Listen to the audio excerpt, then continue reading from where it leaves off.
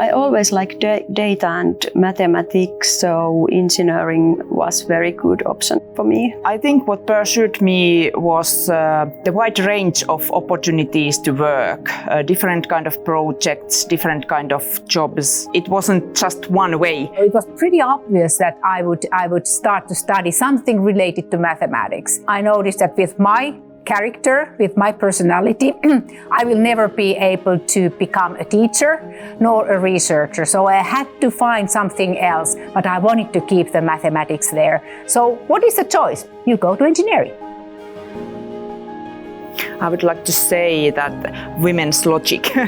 The women in engineering job, they are very strong, they are very systematic, and we are very wise.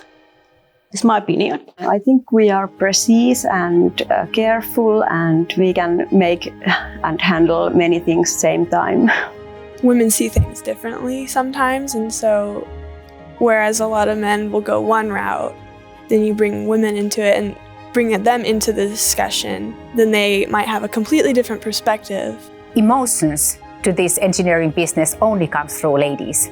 And we might understand the customer a little bit better. We have the things that come by nature. We are the caring people. So I think we get more humanity you get to engineering through women.